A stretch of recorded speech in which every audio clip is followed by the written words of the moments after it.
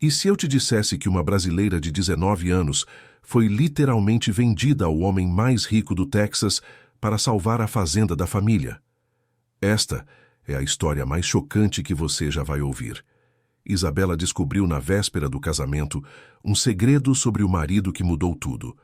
O que aconteceu na noite de núpcias foi tão brutal que 3 pessoas morreram tentando esconder a verdade. Prepara o coração, porque essa história vai te deixar sem fôlego e questionar tudo o que você sabe sobre poder, vingança e justiça. Se você ainda não é inscrito, se inscreve agora, porque o que vem aí vai virar sua cabeça do avesso. Isabela Santos tinha 19 anos quando descobriu que valia exatamente 50 milhões de dólares. Não porque fosse rica, porque era o preço que Augustus Whitmore estava disposto a pagar por uma esposa virgem. Naquela manhã de dezembro, sentada na cozinha da fazenda falida em Ribeirão Preto, Isabela ouviu do próprio pai as palavras que destroem uma vida. É a única forma de salvar a fazenda Santa Clara. Ele quer se casar com você. O ele era Augustus Gus Whitmore, 74 anos, dono do maior império petrolífero do Texas, fortuna de 12 bilhões de dólares, 4 ex-esposas e uma obsessão doentia por mulheres jovens e inexperientes. Isabela riu. Achou que era piada. Pai, pelo amor de Deus. Isso não existe mais. O silêncio na cozinha foi ensurdecedor. Sua mãe, Helena, chorava em silêncio sobre a pia. Seu pai, Roberto, segurava um envelope lacrado com o selo dourado da Whitmore Oil Corporation. O advogado dele chegou ontem. A proposta é oficial. Isabela sentiu o mundo girar. Que proposta? Roberto abriu o envelope com mãos trêmulas. Documentos em inglês, carimbos oficiais, assinaturas e, no final, um cheque de 50 milhões de dólares. Casamento com direito à herança parcial. Residência nos Estados Unidos. Nacionalidade americana garantida. E em troca? Helena se virou, o rosto destruído pelas lágrimas. Em troca você vira propriedade dele, minha filha. Isabela levantou da cadeira como se tivesse levado um tiro. Vocês enlouqueceram? Eu não sou gado para ser vendido. A fazenda vai a leilão na segunda-feira, Roberto disse, a voz quebrada. 3 gerações da nossa família vão virar pó. A menos que eu me case com um velho nojento que poderia ser meu bisavô? Isabela, por favor, não, ela gritou. Eu prefiro ser pobre a ser prostituta. Mas 3 dias depois, quando os oficiais de justiça chegaram para lacrar a casa, Isabela assinou o contrato. Porque descobriu algo que seus pais não sabiam. Augustus Whitmore não havia escolhido ela por acaso. Se essa revelação já te deixou em choque, comenta aí de que estado do Brasil você está assistindo. Nossa família se espalha do Acre ao Rio Grande do Sul. E não esquece de martelar no botão de inscrever, porque as reviravoltas que vêm aí vão te deixar maluco. Na véspera da viagem para o Texas, Isabela encontrou uma pasta esquecida no escritório do advogado. Dentro, fotos dela dos últimos 2 anos. Na faculdade, na cidade, na fazenda. Relatórios detalhados sobre sua rotina, suas amizades, sua vida íntima. Ela estava sendo vigiada. Mais chocante ainda, documentos provando que Augustus havia comprado secretamente as dívidas da fazenda. Ele era o verdadeiro dono de tudo há 6 meses. A falência da família não foi azar, foi sabotagem. Augustus destruiu a vida dela para poder salvá-la depois.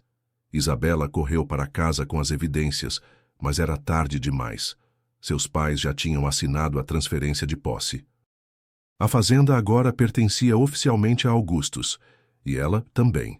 Vocês sabiam? Ela perguntou, jogando os documentos na mesa. Roberto ficou pálido. Helena desabou numa cadeira. Meu Deus, Helena sussurrou. O que fizemos? Entregaram a filha de vocês para um predador, Isabela respondeu, a voz gelada. E agora é tarde demais para voltar atrás. O voo para Dallas durou 11 horas. Isabela passou cada minuto planejando como escapar. Quando o avião pousou, 2 homens de terno preto a esperavam. Não disseram uma palavra, apenas a escoltaram até uma limusine blindada. A mansão Whitmore ficava em Highland Park, o bairro mais caro de Dallas. 50 quartos, 10 carros na garagem, pessoal suficiente para uma pequena cidade.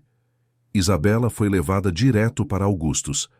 Ele estava na biblioteca, numa cadeira de rodas motorizada, conectado a um tanque de oxigênio portátil. Cabelos brancos ralos, pele amarelada, mãos trêmulas. Mais morto que vivo. Mas os olhos queimavam de fome. Aproxime-se, ele disse, a voz saindo rouca do peito. Isabela deu 2 passos e parou. Perto o suficiente. Augustus sorriu, um sorriso que fez o sangue dela gelar. Você é ainda mais bonita que nas fotos, e esse sotaque brasileiro, delicioso. Quando é o casamento? Ansioso, não é? Augustus riu, uma risada que virou tosse. Amanhã, cerimônia privada, lua de mel imediata. Isabela sentiu náusea. Lua de mel? Oh, minha querida. Augustus se inclinou para a frente, os olhos brilhando.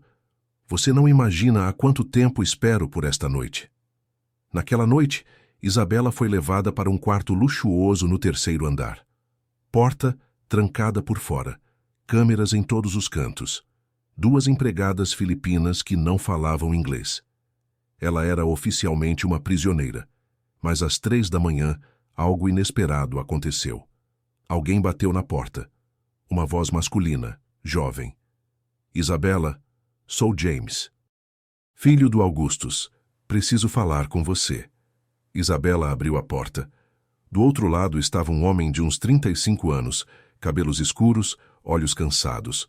Usava jeans e uma camiseta simples, nada parecido com o luxo da mansão. O que você quer? James olhou pelos corredores verificando se estavam sozinhos. Te tirar daqui. Isabela riu amargamente. Por que o filho dele me ajudaria? Porque eu sei o que ele fez com as outras. O sangue de Isabela gelou. Que outras? James respirou fundo. As ex-esposas. Elas não se divorciaram dele, elas morreram. Todas as 4. Isabela sentiu as pernas falharem. Como? Acidente de carro, overdose, queda da escada, enfarte prematuro. James a encarou nos olhos. Meu pai não coleciona esposas, Isabela. Ele as consome. Por que está me contando isso? Porque você tem a mesma idade que minha irmã teria se ele não tivesse matado ela também. A revelação atingiu Isabela como um raio. Ele matou a própria filha? Minha meia-irmã, filha da 2ª esposa. Ela descobriu sobre as mortes e tentou denunciar. James fechou os olhos. Encontraram o corpo dela no lago da propriedade. Suicídio, segundo a polícia. Isabela segurou no batente da porta. Jesus Cristo. Isabela, se você se casar com ele amanhã vai morrer. Talvez não imediatamente, mas vai. E eu não posso deixar isso acontecer de novo. Então me tira daqui. Agora. James balançou a cabeça. Não posso. A mansão está vigiada 24 horas. Se tentarmos fugir, ele vai saber em minutos. E aí mata nós 2. Então qual é seu plano? James olhou nos olhos dela com uma intensidade que a fez tremer. Amanhã, na cerimônia, você vai fazer exatamente o que ele espera. Vai se casar, vai sorrir, vai representar a noiva perfeita. E depois, na lua de mel, James pausou. Você vai se defender. Isabela entendeu imediatamente o que ele estava sugerindo. Você quer que eu mate seu próprio pai? Eu quero que você sobreviva, e se isso significa que ele morre, que seja. Se você está com o coração acelerado com essa conspiração insana, dá um like agora, porque o que aconteceu no casamento foi ainda mais brutal do que qualquer um imaginava. O casamento aconteceu na manhã seguinte, no jardim da mansão. Isabela usava um vestido branco que custava mais que a fazenda da família. Augustus estava na cadeira de rodas, vestindo smoking, mais cadáver que noivo. Apenas 20 convidados, advogados, médicos e a criadagem. Nenhum amigo, nenhuma família de verdade. Durante os votos, Augustus não conseguia parar de tossir. Sangue manchava o lenço que levava à boca. Isabela percebeu. Ele estava morrendo. Aceita Augustus Whitmore como seu legítimo esposo? Perguntou o juiz. Isabela olhou para James na primeira fileira. Ele assentiu quase imperceptivelmente. Aceito, ela disse a voz firme. Quando Augustus tentou beijá-la, ela permitiu. O beijo foi molhado, nojento, com gosto de medicamentos e morte. Agora você é minha, Augustus sussurrou no ouvido dela, oficialmente. O jantar de casamento durou 3 horas. Augustus não comeu nada. Apenas observava a Isabela como um predador estuda a presa. Às 22 horas, os convidados foram embora. Augustus foi levado para seus aposentos para se preparar. Isabela foi escoltada para o quarto principal. A suíte presidencial era obscena. Cama king size com dosséis espelhos no teto, banheira de mármore. Tudo preparado para uma noite que faria Isabela vomitar só de pensar. Às 23, Augustus chegou. Estava vestindo um roupão de seda, apoiado numa bengala dourada. O tanque de oxigênio tinha sido substituído por um menor portátil. Finalmente sozinhos, ele disse, fechando a porta. Isabela estava sentada na beira da cama, ainda de vestido de noiva. Augustus, você não está bem. Talvez devêssemos calar a boca, Augustus gritou, a voz saindo mais forte que Isabela esperava. Eu esperei 50 milhões de dólares por essa noite.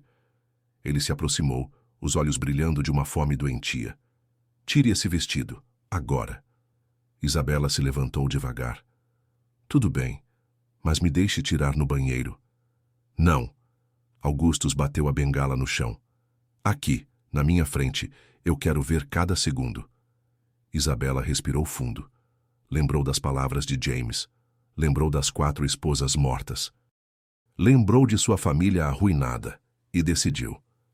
Está bem, ela disse, levando as mãos aos botões do vestido. Mas antes, posso te perguntar uma coisa? Augusto sorriu. Pergunte o que quiser, querida. Depois de hoje, você vai ter o resto da vida para me fazer perguntas. Isabela soltou o primeiro botão. Por que você matou suas outras esposas? Augustus congelou. O sorriso morreu em seus lábios. O que você disse? Você ouviu bem. Isabela soltou o segundo botão. Por que matou Rebecca? E Catherine e todas as outras? Augustus ficou pálido. Quem te contou isso? James. A fúria que explodiu no rosto de Augustus foi aterrorizante. Aquele moleque desgraçado. Eu deveria ter matado ele, junto com a irmã. E ali estava, a confissão completa. Isabela sorriu. Obrigada por confirmar. Augustus percebeu o erro imediatamente. Você está gravando? Isabela mostrou o celular escondido entre as dobras do vestido. James me ensinou a usar. Transmissão ao vivo para 3 jornalistas diferentes. Augustus ficou roxo de raiva. Sua vagabunda, eu vou te matar. Ele avançou para cima dela, bengala erguida. Mas o esforço foi demais para o corpo doente. Augustus cambaleou, levou a mão ao peito e desabou no chão convulsionando. Isabela não se mexeu. Apenas ficou ali, observando o homem que havia comprado sua vida morrer de raiva no chão de mármore. Levou 15 minutos para Augustus parar de se mexer. Quando James chegou correndo, alertado pela transmissão ao vivo, encontrou Isabela sentada calmamente na poltrona, ainda de vestido de noiva. Como você se sente? James perguntou. Isabela olhou para o corpo de Augustus. Livre. Mas a liberdade teve um preço que ninguém esperava.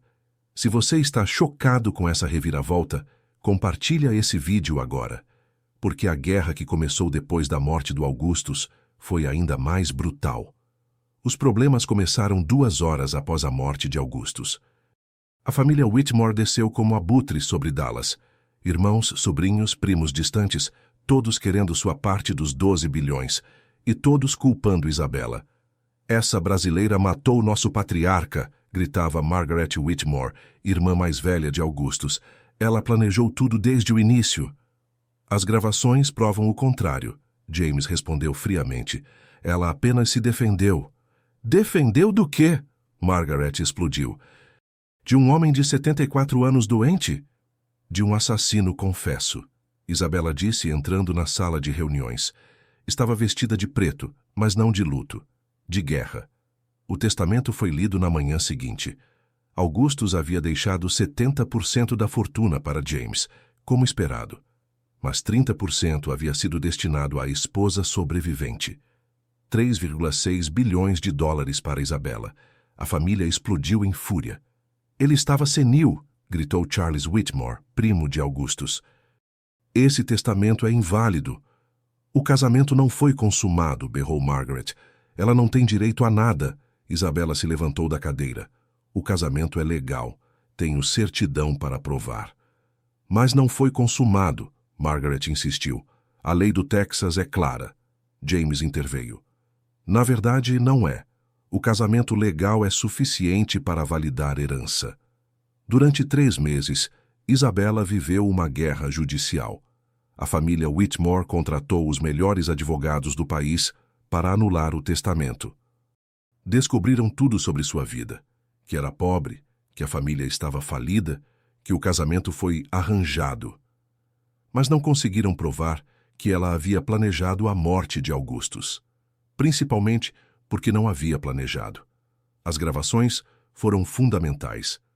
Mostravam claramente Augustus confessando os assassinatos, ameaçando Isabella e morrendo de raiva natural. Autodefesa psicológica, declarou o juiz.